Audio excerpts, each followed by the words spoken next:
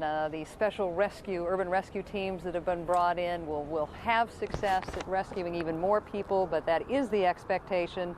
Right now I want to check in with Christiane Amanpour for the latest reaction from Britain. And before I get to that, Christiane, I wanted your reaction to part of an interview I did with King Abdullah earlier today, where I asked him a series of questions as to what role he thinks U.S. policy in the Middle East might have played in the U.S.'s vulnerability to the attack. And at one point in the interview, he said if peace had been achieved in July, or an accord had been reached in July of 2000, this might not have happened.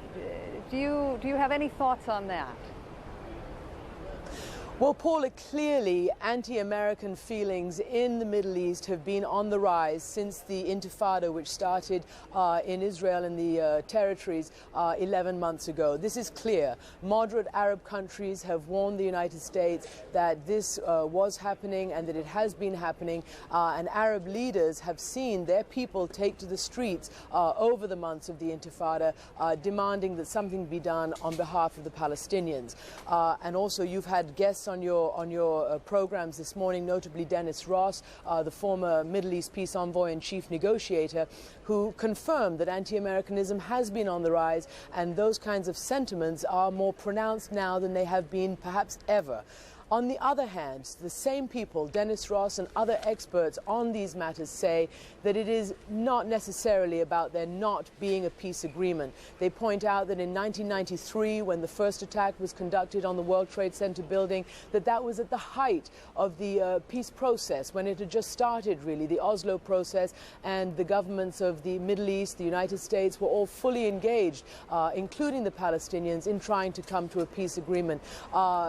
Many people believe that despite the anti-Americanism that is palpable now on the streets of the Middle East, that it is not about having no peace agreement, that the terrorists who planned and meticulously carried out this catastrophe, they believe would have done it peace agreement or no peace agreement, because they are against the peace agreement in any event.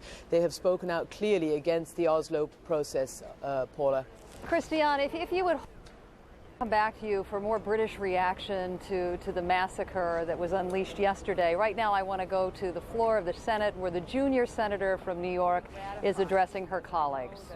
Chuck has, and all of our colleagues in the House, by the strong support we've received from the President, and I am very grateful. We've expressed our appreciation. Chuck and I will be going to New York this afternoon with FEMA, and we could not ask for more than we've received in the immediate aftermath of this horrific attack. But we are by no means anywhere near the end of what it will take to continue the search and rescue efforts. We are finding people even as we speak. Yet we know that there is a very grim task ahead to do everything we can to find every person, to account for every single person who went to work. That's all they did.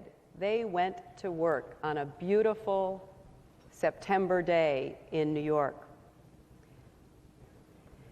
We will also stand united behind our President as he and his advisors plan the necessary actions to demonstrate America's resolve and commitment, not only to seek out and exact punishment on the perpetrators, but to make very clear that not only those who harbor terrorists, but those who in any way, any aid or comfort whatsoever, will now face the wrath of our country.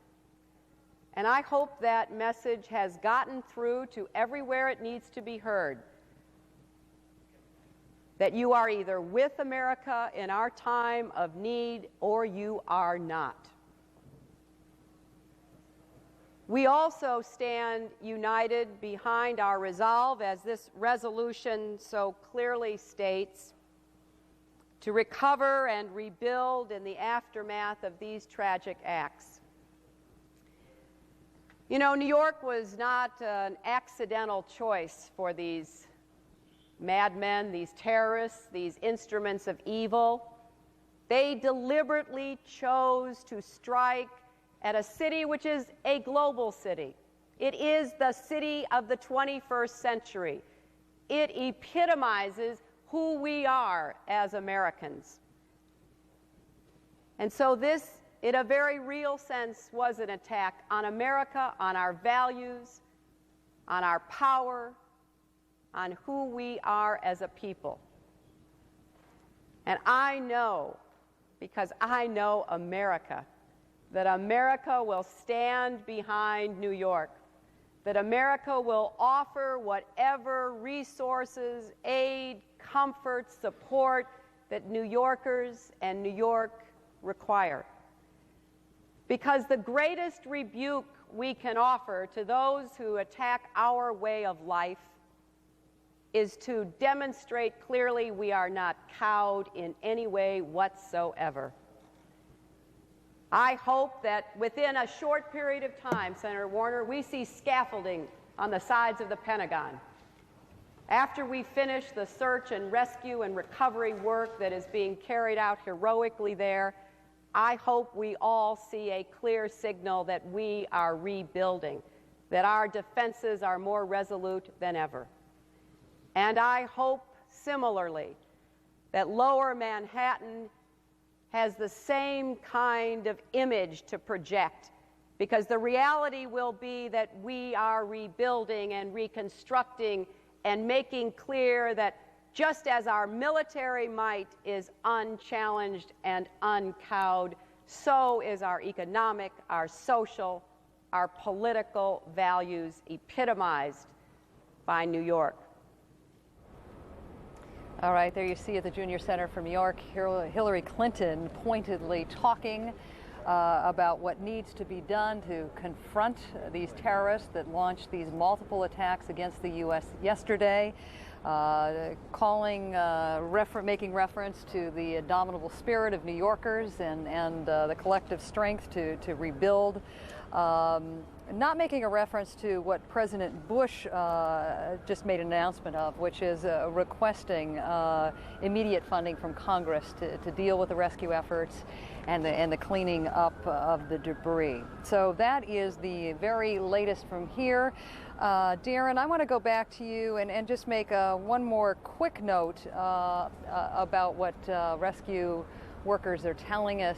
Once again, they have every reason to believe that 2 people trapped in the rubble will be rescued, that they will be found alive, and if that is true, that would bring the total to 11 of all of the victims who have been successfully brought out of these horrendous ruins. And Paula, as those efforts go on in New York City, I'm sure thoughts and prayers from across the country and around the world going to those rescue workers trying to save more lives. Another development in this story, earlier this morning, CNN received word that there were possibly planes in Canadian airspace. And of course, this would go against the shutdown of airspace across the U.S. and Canada. Let's bring our David Ensor in. He's in our Washington, D.C. bureau. David, do you have any more information on these planes? Were they flying? And perhaps did they have permission to do so? Well, we understand from Canadian sources that the planes are compassion flights, but we have not been able to get confirmation of that from U.S. officials. We should have it soon. The feeling is that these planes are probably no threat to anyone, but that has not been finally nailed down yet, Darren. What is happening in the U.S. intelligence community and over in law enforcement is, of course, a tremendous amount of work. They are being flooded with all sorts of data, intelligence gathered, but also received and unsolicited. Countless emails and faxes are being sent to agencies from the White House to the CIA, claiming credit for the attacks, if credit is the right word, threatening future attacks. Much of this information, officials I've spoken to say, looks pretty wacky, but they are not able to eliminate any of it. Every lead is going to be checked, so there's a great deal of work to do. Now, the information that they have so far still leads U.S. officials to believe that those involved in these attacks will likely be proven eventually to have links to the group led by Osama bin Laden, the fugitive Saudi terrorist who is apparently living in Afghanistan. However, the net has been spread wide. They are not ruling out other possibilities. There are some experts who say that the sophistication and highly coordinated nature of this attack suggests strongly that some kind of state sponsorship might have been involved. Officials, U.S. officials, saying there's no evidence of that so far. However, they're not ruling it out. Some of these outside experts saying that, pointing out that Iraq appears to have had some sort of a role in the Ramzi Youssef matter some years back, and that some involvement by Iraq cannot be ruled out. U.S. officials saying they have no evidence of that, but they are spreading a very wide net indeed. Now, officials are confirming that there were a couple of intercepts, presumably of voices, spoken voices, connected with the bin Laden group after the attacks that occurred yesterday, talking about how successful they were. They're not happy that that information got out, and you can expect at the briefings that the closed-door briefings of the House and Senate that will occur, or that are scheduled to occur later today with the FBI, CIA, and other leaders, briefing members of Congress, that there will be a strong appeal to them to avoid leaks of any kind of information about the investigations. A great deal of concern about that. That is a major concern as they go forward from here. Darren? David, I imagine that's going to be a tough balancing act. On one hand, to keep up the integrity of the investigation, as you mentioned, you don't want leaks to go out, and yet this country is going to be so hungry for information and will only feel comforted if it knows that an investigation is moving forward. Well, that's right. The law enforcement and intelligence authorities of the country want it clear they're doing their jobs, that they are making progress, that they are gaining intelligence. At the same time, they don't want to compromise their investigation, which is in early stages when it could easily be compromised. So it's going to be a difficult balancing act, as you say, and I nonetheless expect that we will be learning more as the day progresses as to what they've got so far. Darren? Very good reason to check back with you at a later date, later hour. Thank you very much. David Ensor in our D.C. Bureau. Leon. All right, we've got a lot on deck for you this morning. We're continuing to cover every aspect of this story this morning. We have a number of live press conferences that are going to be getting underway any minute now. We're keeping our eye right now on one in Shanksville, Pennsylvania, which is just south of Pittsburgh, which is the site of one of those plane crashes. The FBI is going to be having a briefing there. We're also expecting the FBI to have a briefing at Boston's Logan Airport, so we'll keep an eye on those as well. And we have also learned that Morgan Stanley Dean Witter, the company that occupied some 50 floors of one of those towers at the World Trade Center and have lost so many employees there, they are going to be having a press conference this hour as well. So we're going to have coverage of all three of those conferences for you. And we understand that President Bush is going to be meeting with congressional leaders, and we will have live coverage for you of that as well. So much more is coming up in just a couple of minutes. We'll take a break right now. We'll be back with more in just a bit. But in the meantime, we want to give you a look at this in the aftermath of this attack. We've heard so many stories from those who witnessed the devastation in New York and in Washington, and here now is a look at how one man experienced it. They told me just to wait here at this semi-staging area. See if I can help, so that's what I'm doing. My name's Mark Heath. I'm a cardiac anesthesiologist at Columbia Presbyterian on 168th Street. We saw that 2 planes had flown into the World Trade Center. It thought that they would need all hands on deck. So I hopped into some scrubs and grabbed some medical stuff and just grabbed, an ambulance stops. I hopped in. Maybe leave the keys in the car so they can move it if they have to. Is there a staging area? They're evacuating this whole area. Yeah, but they have people who are hurt, right? They're going to pull them out. Estimate is we probably lost 200 firefighters. Oh, my God. And God knows how many thousands of people. Okay. So you want me to wait right here? Okay. And stay away from any other high-rise building. Okay. Let's just station up right here, okay? All right. Why don't we set up? We were instructed by a fire chief to start setting up a staging area right there. Then the second building came down.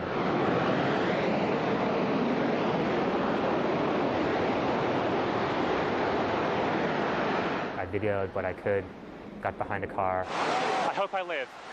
I hope I live. It's coming down on me. Here it comes. I'm getting behind the car. Everything went black. My eyes are open, and unless I've been blinded, it is black as night. Just tried to breathe. I was behind a car. I tried to smash one of the car windows so that I could climb into the car and get some fresh air, but I couldn't break the window, so just sort of went down into the gutter under the car. I'm sorry I came down. I just had to help people. I think I actually said into the microphone, I sort of apologized to my family for going down and trying to help, because I really didn't think I was going to make it out. Okay, I'm going to have to go find people who need help, because I don't think I'm one of them. You okay, sir? Okay. Can I just get a toot off your respirator? Yeah. Can I get a toot? I'm seeing a couple of clean breaths. It was hard to see. Everybody's eyes were full of dust and stinging, so it's actually quite hard to see anything. Okay. Back to you. It's 10:41. We're going to interrupt this piece right now. We want to take you live to the State Department. This is Richard Boucher taking questions and giving answers from reporters. Let's listen in. Still apply, but it's as each mission looks at its security situation. Where does it feel safest? Where does it feel its vulnerabilities are? Are there vulnerabilities that we can correct by local action and things like that? And I would say the other thing is that around the world our missions have been asking host governments for support and assistance in all kinds of things, closing down streets, adding more guards, adding more patrols, having visible police presence, things like that. And in every single case we've gotten the support that we've asked for. Betsy? Some countries have offered assistance to this country and, teams of people to help in the rubble at the World Trade Center and things like that. Has the U.S. responded to this? Have we accepted or rejected any offers of help? We've been passing on all that information to the Federal Emergency Management Agency to make sure they know what's available from overseas sources. There's indeed been an outpouring of offers, specialized teams, bloods, just a whole lot of different things, equipment that people around the world have. I think we leave it to the federal authorities to sort of sort it out, figure out if there is stuff that we would find useful. There's also, as you know, been an outpouring of support and assistance in the United States among our own people in terms of giving blood, or teams from the country coming up to help with the search. So I'm not sure that'll be necessary, but let the appropriate federal authorities sort it out. I'm not aware that we've asked for anything at this point. Terry? This morning the Secretary said that there's an accumulating mound of evidence, and that very soon the government will make a decision on what they should do. Are you steering us away from the big general assumption that this is bin Laden related? Is when he talks about the evidence, is that pointing any other direction that you can share with us? I'm not steering you in any direction whatsoever. I'm not steering you in circles either. I'm just not into this. We're not pointing fingers. We're not saying who done it. We're going to do this carefully. We're going to maintain the ability to collect information and not reveal the sources of it. And we're going to, I'm sure, make the decisions in a careful manner at the right time. And I'm not intending to steer you towards, away, or in any direction whatsoever. I'm not driving that car. Return to Washington, did the Secretary have telephone contact with the President? No, they didn't actually talk until he got back to Washington. Rich Armitage, of course, the Deputy Secretary, was here, was working with the entire National Security team. And Secretary talked to Mr. Armitage numerous times throughout the day. They can talk when they need to, and it works out for both of them. It just didn't happen to be the case yesterday. You said there were no warnings that led to the closing of the 50 embassies and missions, but have there been... No particular warnings. There's obviously worldwide threats. Well, that's what I want to Yeah. know. Have there been any new warnings that lead to new concern about subsequent actions? I think the warnings that we've issued before in terms of the June 22nd warning, the update that we did last week, those all still apply. I don't have any new information on that, though. Richard, you think King of Morocco canceled the trip to Mauritania and returned home, and the King of Jordan was also on his way here and also returned home. Is there any possible relationship between that and this event in the sense that there's a dichotomy between these governments have all condemned the attacks and the people in the streets are all supporting it? Once again, I'm really down here to tell you that Secretary can't brief right now. I wasn't coming to deal with all the dichotomies in the world, so I really don't feel I can do that right now. The two windows look like early afternoon or later in the afternoon, so between now and the end of the day.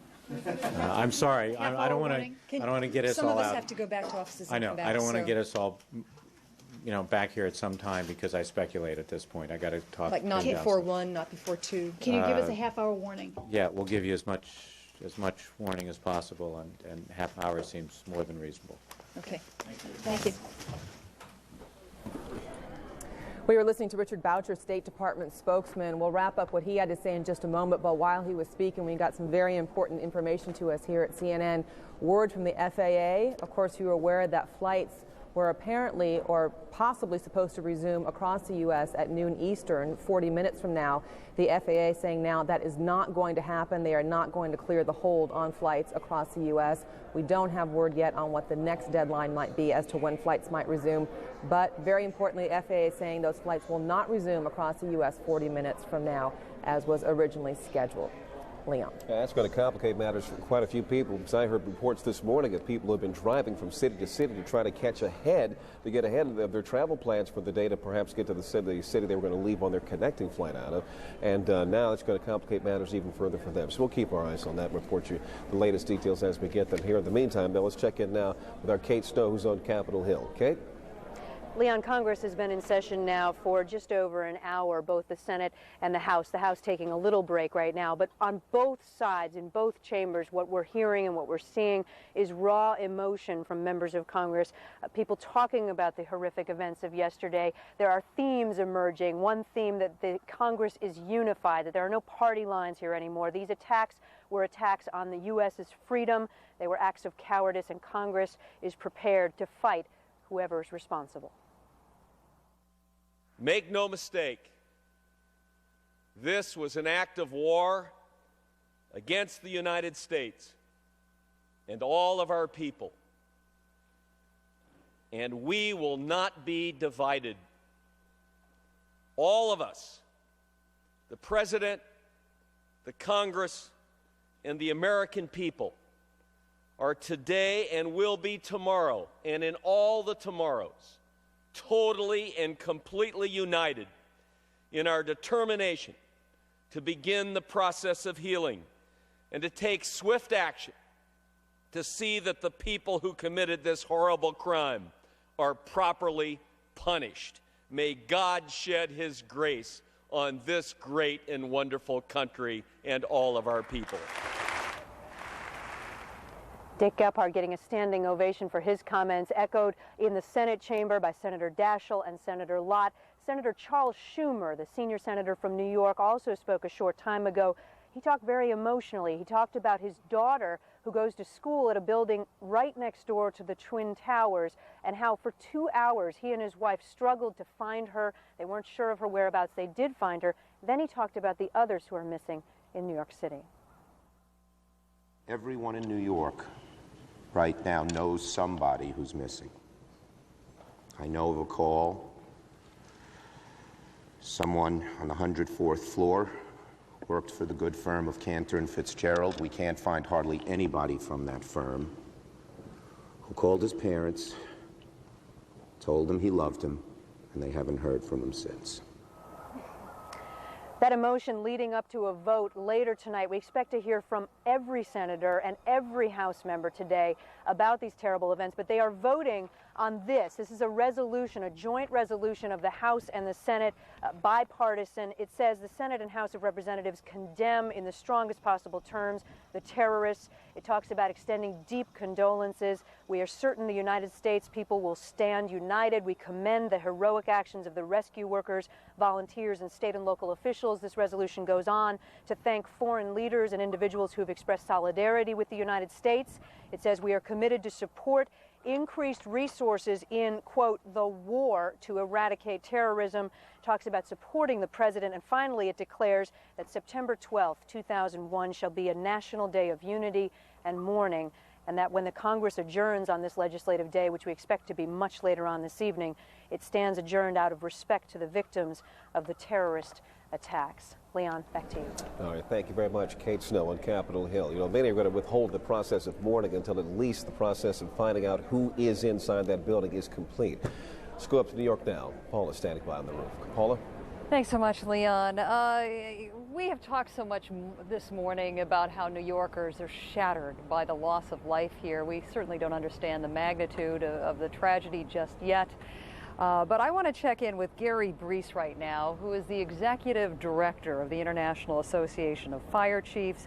Welcome. Thank you very much for joining us this morning, sir. Good morning. What I want to say is, just based on the reaction I've gotten from people in the street, the news that in many ways has hit New Yorkers the hardest is that some 260 firefighters and police officers are believed dead. 260 perhaps of the initial 400 firefighters that were sent into the line of duty. The city of New York has lost its fire chief as well as its deputy fire chief. What kind of message do you have for the rest of the country today about the kinds of risks you all take on day in and day out? Well, the firefighters of this nation are doing exactly what firefighters are supposed to do, setting aside their own grief, their own passion, and beginning to search for survivors. That's the message we need to deliver to the American public today, is that the fire service is moving forward to do everything that it possibly can to identify, locate, and rescue survivors. I understand that, and I understand the enormous commitment all of you make to your jobs, and yet I was talking with one of our reporters earlier this morning, Gary Tuchman, who was talking about how, and indeed, this enormous loss, it's got to affect the morale of these firefighters who still have to go to work and deal with the gruesomeness of this tragedy here. It affects every firefighter in the nation. We have now on the ground in New York City 12 urban search and rescue teams that are beginning the work of organizing the rescue effort to assist the New York City Fire Department. This will be a tremendous effort, well beyond anything we've ever attempted in the past. If you go back to Oklahoma City, you recognize that it took us working 24 hours a day on a 5-story building, 10 days to clear that site. The enormity of this situation in New York City is beyond anybody's imagination, but you can rest assured that the fire service will not rest until every potential survivor has been located and a rescue attempt has been made and as many casualties have been removed from the situation as possible.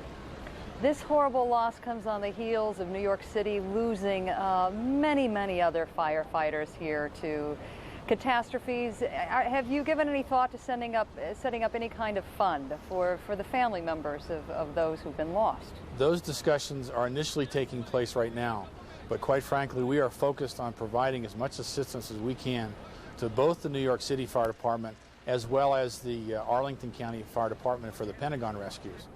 We have 2 sites that are going on with 16 urban search and rescue teams and thousands of firefighters working on this issue on both of these sites. All right. That's the first priority today. All right. Gary, you just mentioned the 16 urban search and rescue teams. Give us, as to the best of your knowledge, what they're going to confront in not only the rescue operation part of this, but the cleanup. Well, the biggest factor we're working against right now is time. About 90% of the survivors come out in the first 24 hours, and we're on that time deadline right now. That's why it's so important that these teams are organized, get in to begin working as quickly as possible, working with the firefighters that are in New York City now and getting the rescues attempted and succeeded. The longer we go into this rescue effort, the less chance we have of recovering survivors. But we will stay there as long as there's any potential at all for rescuing survivors. I know you've looked at the same gruesome pictures I have. I have been sickened for over 24 hours now. I know you guys always have hope you're going to find folks in debris, but when you look at these horrific images, are you surprised that so far 9 folks have been rescued, including 6 firefighters and 3 police officers and possibly 2 civilians very shortly. We're not surprised at all that so few rescues are being made. I'm actually suggesting the opposite, the fact that 11 people could potentially be found alive. I mean, we know that 9 have already been rescued and 2 are in the process of being rescued. Right. It seems a miracle to those of us that are looking at this debris, the tons and tons of debris. Well, understand that we don't know exactly where those rescues came from in Lower Manhattan. We don't know if they came from the World Trade Center buildings themselves or surrounding buildings. There's probably 10 or 15 buildings that surround the World Trade Center that need to be searched, that are partially collapsed. So there's plenty of opportunities to find both rescuers and civilians. Gary, before we let you go, any final thoughts as to what your colleagues have experienced and will experience in the weeks to come? All right, unfortunately, we lost Gary Brees, but I think he's given us some very good insights as to how seriously these firefighters approach their jobs, how willing they are to take on the risks they do, and how willing they will continue to be to go into this rubble of this massive tragedy to attempt to rescue folks. I think the most important point Gary just made, that the majority of your rescues, 90% of them, will happen within 24 hours of the initial impact of an explosion or a fire. And we continue to wish the New York City Fire Department and all these urban rescue teams that have come here to help out very good luck indeed as they go about this dreadful process of trying to find people alive, and the tons and tons of concrete and cement and what some folks have likened this morning to nuclear winter. Darren, that's it from New York for the time being, and we'll come back to you later.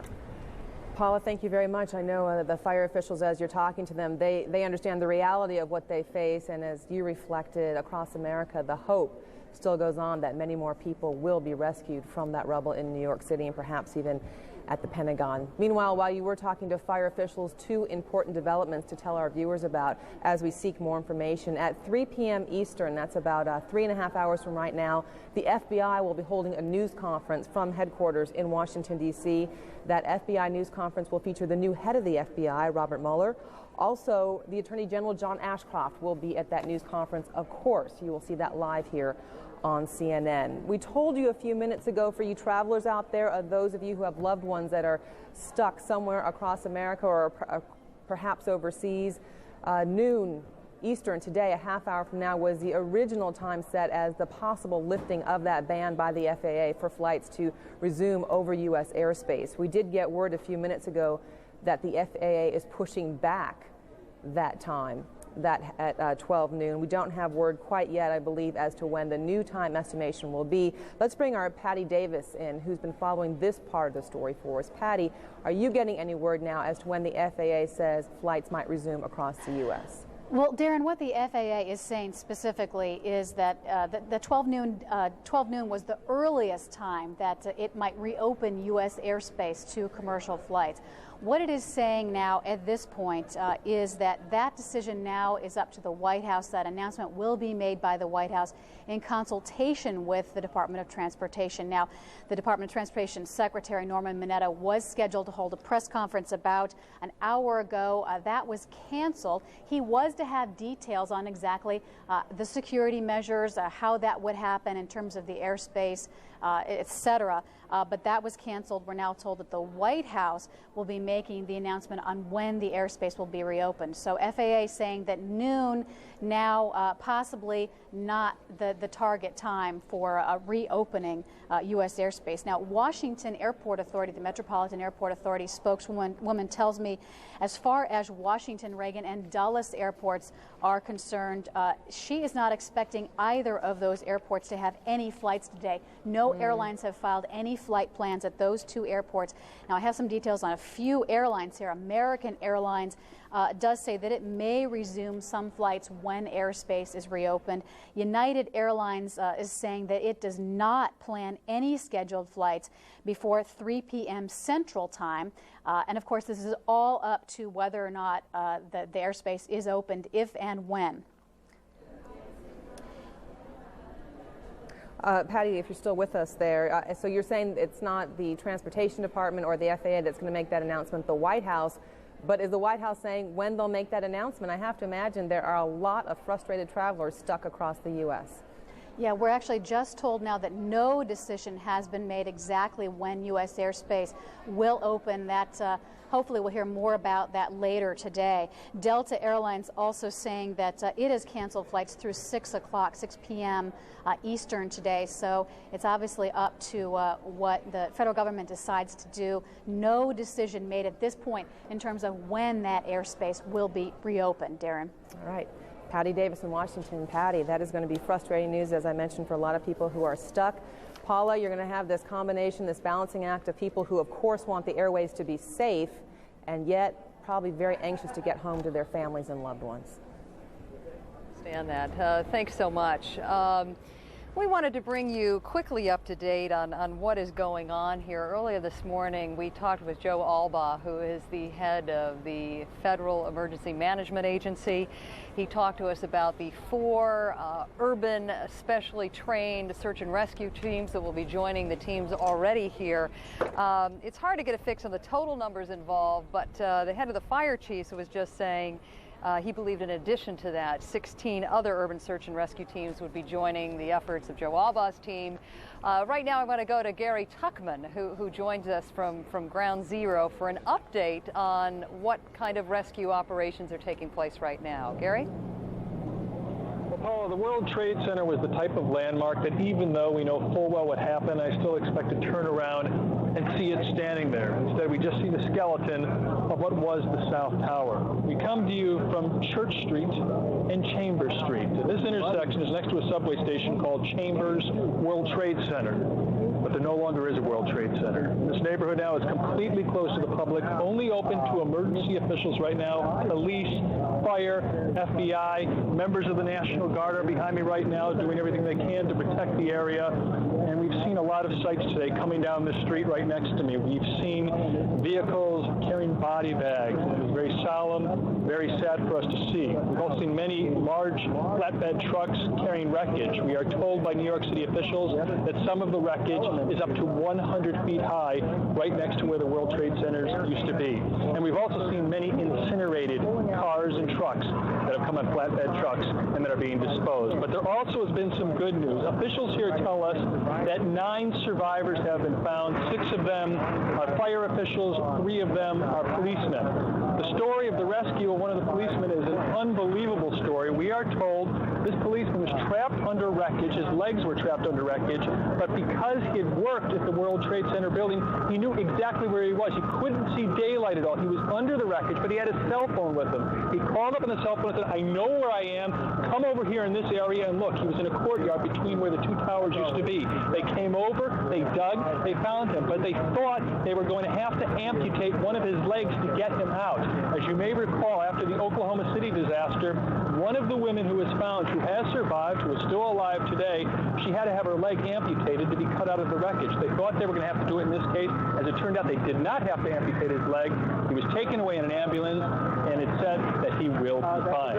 With us right now is a gentleman by the name of Robert Galinsky. Robert is a common, everyday citizen who got to the scene very early yesterday and was allowed to participate in the search in the World Trade Center site. Now, first of all, tell me what you saw when you were there. Well, first, I want to say I came here because we're Americans are not going to, New Yorkers are not going to sit back and grieve forever. And as that, I needed to take some action and show that, you know, New York, we're standing up and we're doing what we need to do. I got down here at 6:30 this morning. I heard last night that they were going to have volunteers come in. I came in, on the way in, I saw, you know, ankle-high dust, twisted buses and fire trucks blown out, cars blown out, buildings that aren't really making make it on the air, other buildings around the Trade Center with windows that were smashed in.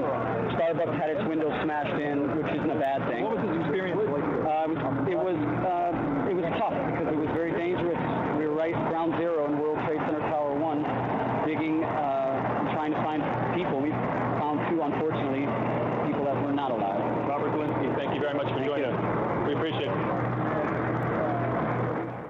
We believe fueled by the Massachusetts Port Authority, which has already announced that big security changes will be made at Logan Airport, where 2 of the planes were hijacked, including no more curbside luggage checkups. Including full compliance with the new security requirements being imposed on all U.S. airports.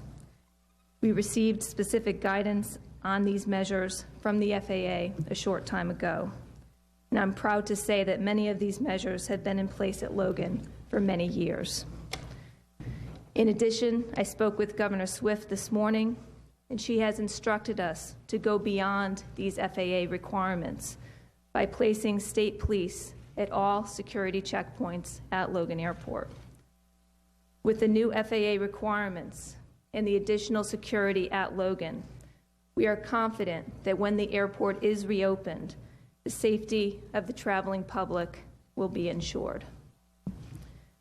I'm going to turn this over to our other speakers. Let me just say that due to the ongoing investigation and for the sake of public safety, the law enforcement officials who are here with us today are limited in the questions that they can answer and the facts that they can confirm. Let me first ask Tom Kinton, the Director of Aviation for Logan Airport, to speak. Good morning. As Ginny mentioned, we are focused on a reopening of this airport, and I cannot tell you what time that will occur. I'm going to go through a number of issues, summarizing the guidance that we have been given by FAA, both the airlines and the airport operator, that has to be done and has to be in place before this airport can open. A lot of it, as you will see, will take a lot of time, and we are going to take our time. And if we have to delay the reopening of this airport, as others open around the country, we will delay the reopening to get it done and get it right. First of all, let me reemphasize that the guidance is for all U.S. airports.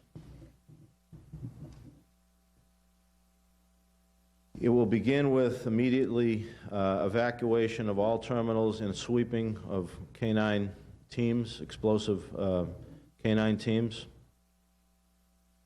Increased presence of uniformed personnel, plainclothes security personnel, and others in all areas of the airport.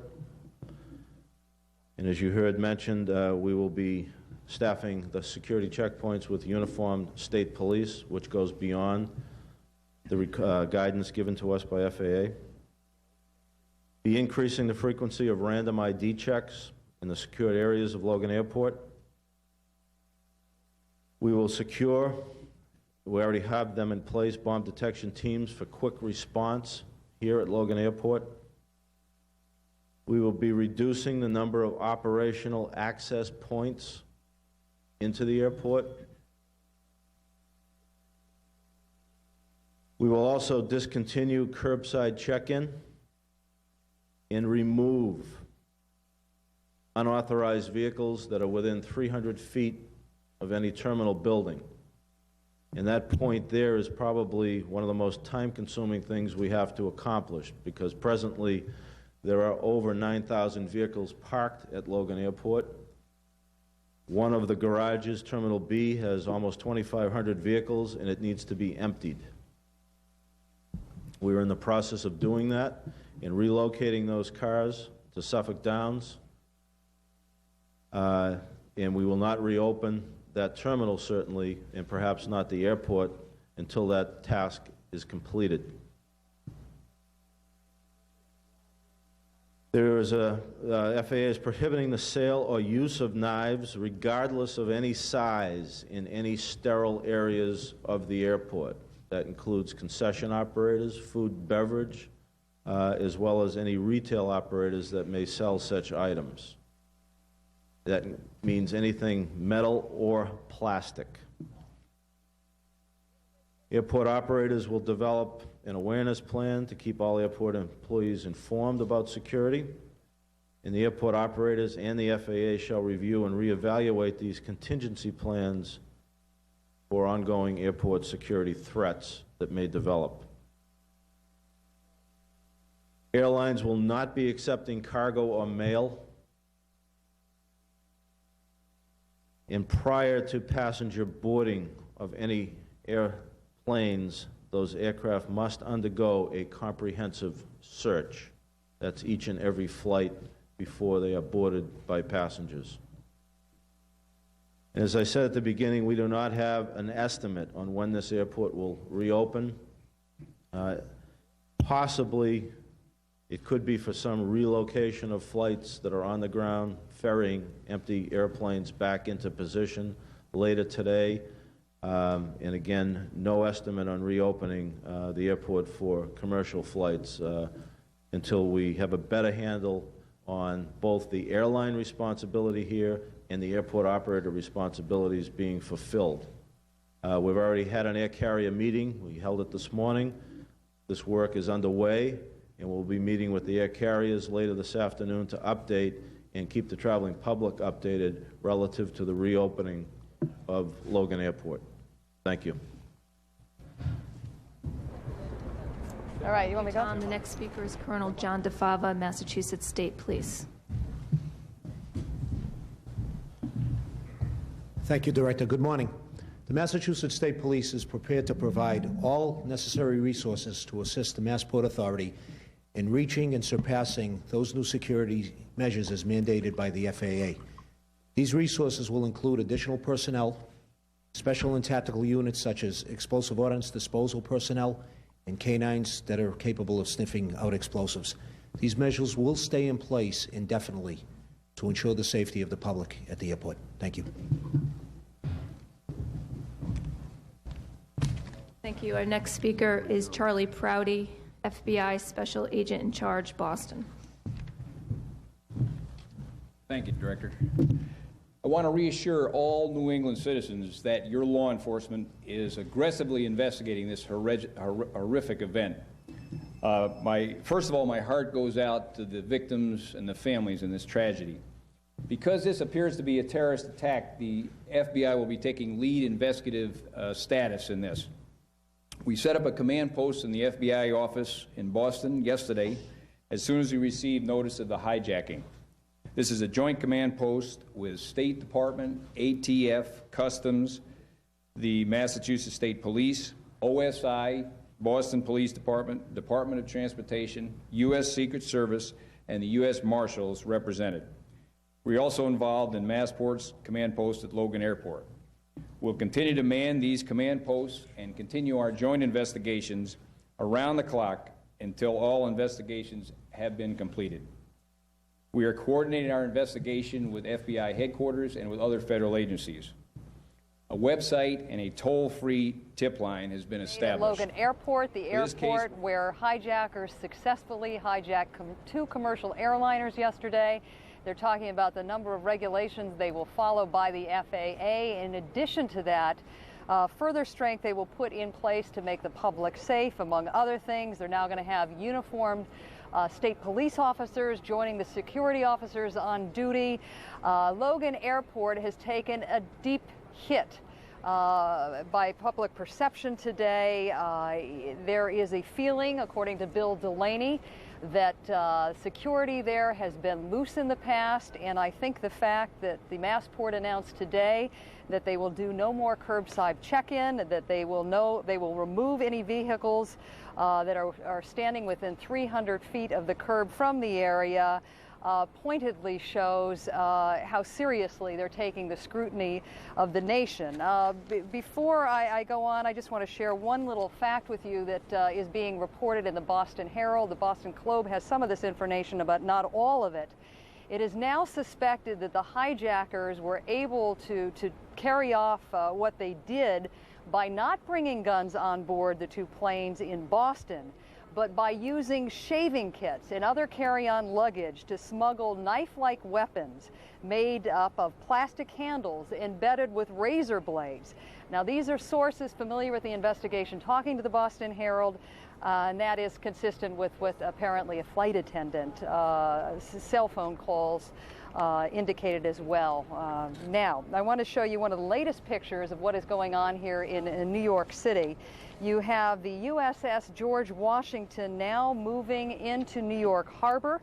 It will patrol the waters off of New York City. In addition to that, a number of other naval vessels are on the move right now. Some headed towards New York City, some coming to the Washington, D.C. area to even help with some of the medical challenges that both cities are confronting at the moment. It is interesting to note that President Bush announced earlier today that he had asked for a spending resolution that would enable the United States to spend, quote, whatever it takes to deal with the magnitude of this horrendous tragedy that is confronting our nation. And I will have some more details for you in a moment or two. Back to Darren, who joins us from Atlanta. Paula, thank you very much. Of course, people across the country are looking toward the rescue efforts that are taking place. We're showing a live picture now from New York City. As we mentioned, and Paula has told us earlier, about 11 people have been rescued so far. As time goes on, fire officials have explained to us it becomes more difficult to do their job of rescuing. However, hope and prayers from across the country going towards that rescue site, both in New York City and also a hope toward the Pentagon. Leon. Well, Darren, you know, the only site that New York is not the only site that we have been keeping our eyes on. Washington as well. Let's go there now. Bob Franken checking in from the Pentagon. Bob? Oh, Leon, we're about to show you something quite remarkable. You, of course, have heard that every effort will be made to investigate this case. There will be an exhaustive search for evidence. Well, we just had a demonstration of that right in front of our cameras. The FBI obviously trying to make the point for the world to see. FBI agents fanned out just about 20 feet from where we are right now, fanned out in a grassy area that was close to the path of the airplane that crashed into the Pentagon, looking very closely at the ground, sweeping the ground, so to speak, looking for anything that might be relevant, looking for even the smallest little piece of information that might provide some evidence that would be useful in the investigation of this particular part of this the three planes that crashed into various buildings. This one was an American Airlines 757. It crashed into the Pentagon about 26 hours ago. 26 hours ago. The investigation is going full tilt, as is the effort to try and see just how bad the damage is inside and just how many casualties there are. We're hearing now that they've located maybe scores of bodies. By scores, I mean under 100 located, but perhaps not removed from the building. Pentagon is not giving out actual figures. Of course, there have been estimates that there could be several hundred people whose lives were lost here, although various Pentagon officials do not in fact agree that it's going to be that high. But while that search is going on, and it's very fitful because of the precarious nature of the building, many of the families and loved ones of some of the friends and loved ones of the people who are missing inside can only stand here and watch. I told her that her father was missing and that when I knew, I would tell her. If he does come out in any type of capacity, that I will be one of the first ones there. They sent in some dogs, but that there was no sign of life. But that, what else? That it might be several days before they can even start pulling out bodies. And Leon, while the search is being conducted in a very painstaking way, firemen are still trying to put out the blaze, which in a spot basis has spread throughout much of the building. Leon? All right, thanks to Bob Franken, standing by there at that focal point for us there in Washington, the Pentagon. Now, up to New York and Paula. All right, we're going to head back to what is the second news conference of the day held by New York Mayor Rudy Giuliani. Let's listen in.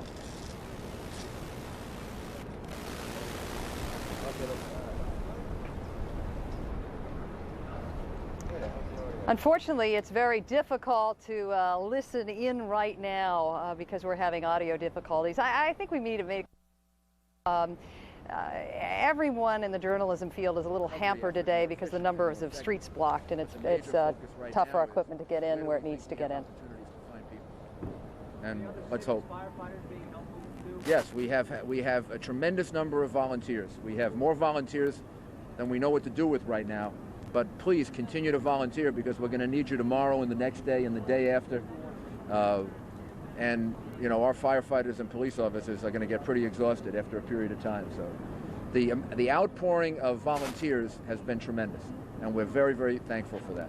And the city, the people of the city, their spirit is tremendous. And I said that yesterday, and I'll say it again. This city is the greatest city in the world. It has the greatest people, and a bunch of cowardly terrorists can't make us fearful. We're stronger than they are. We're better than they are. And people of the city proved it yesterday. They're going to prove it today, and they're going to be a great example of what Americans are like. Thank you. Yes. City giving New Yorkers a great deal of credit for, okay, you've just heard the mayor of New York City giving New Yorkers a great deal of credit for their outpouring of support. It might be interesting to remind viewers last night that in fact it was Senator John Warner who said yesterday will go down as one of the worst days in history. I'm paraphrasing what he said, but he said in the end it may be our finest hour, and he was referring to the collective strength that we have seen exhibited in this nation as we all come together to try to get a better grasp of what this is that has happened to our nation. The mayor saying there's been such an outpouring of support to help in some of the cleanup operations. He's turned people away, but he wants them to know he probably will need their help in the days to come. One thing, too, that the medical facilities are desperate in need of is in blood, and apparently New Yorkers are turning out by the thousands again today to donate blood. So once again, I think, as the mayor said, this shows the strength and the indomitable spirits of the folks who live here. We're going to show you one more time a live picture of what the rescue operation continues to look like at this hour. Gary Tuchman has been at Ground Zero all day long. He's had the opportunity to interview police officers, firefighters, paramedics. Gary, anything new? Well, Paula, many of the emergency workers here are truly starting to seriously realize something, that they have their work cut out for them. There may be hundreds or thousands of bodies. There also may still be survivors. There were two 110-story buildings that plummeted behind me and a 47-story building. And all that wreckage is 3 blocks behind me. And some of the wreckage, according to New York officials, is 100 feet tall. And you also have, and this is something we tend to forget over the last 25 hours, there are 2 huge aircraft here that are in many pieces. As a matter of fact, there's a building right behind me. It's hard for you to see in the smoke, but it's before where the World Trade Center used to stand. The World Trade Center, the South Tower, stood where you see that skeleton right there right now. It's a skeleton of poles. 2 buildings in front of it on the right is where authorities told us one of the jet's engines landed. It landed on the roof and then fell on the street, and it's already been cleaned up, according to officials. An interesting little factoid here. The largest landfill in the world is in Staten Island, New York. It's called the Fresh Kills Landfill. For many years, New Yorkers, particularly Staten Islanders, were telling New York City, please close it down. It makes Staten Island smell. It's the largest landfill in the world. And Rudy Giuliani, a couple of years ago, decided he would close it down. A couple of years ago, it shut down completely. There was never supposed to be any more garbage put into it. However, it's now been reopened to take the wreckage of this disaster that has changed New York City forever. Paula, back to you. Gary, your audio isn't all that clean right now, but if you mention this, pardon me because I didn't hear it, could you please update us again on the number of folks who have been successfully taken from the rubble of what used to be the World Trade Centers? What we are being told right now by rescue authorities who are on the scene, and one thing we must point out, we have not seen these rescues ourselves, and normally we love as reporters to see things with our own eyes to know we can verify them.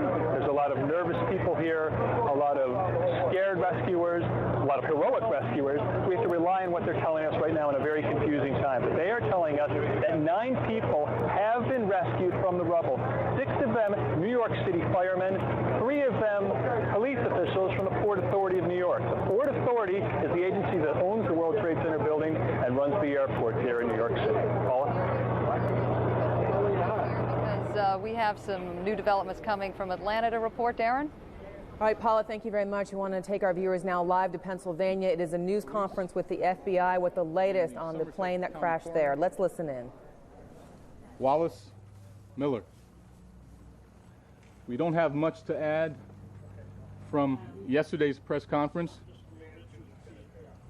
However, we will go over some of the things that we are doing. Presently, we have over 200 personnel on site from the FBI, Pennsylvania State Police, ATF, NTSB, FAA, Postal, IRS, Civil Air Patrol, the Somerset County Coroners I mentioned, as well as representatives of United Airlines, their aircraft scene team. This morning, members of our Hazardous Materials Response Unit conducted an assessment of the crime scene, particularly the area around the crater. Their assessment was to determine levels of toxicity and flammability. Based upon that assessment,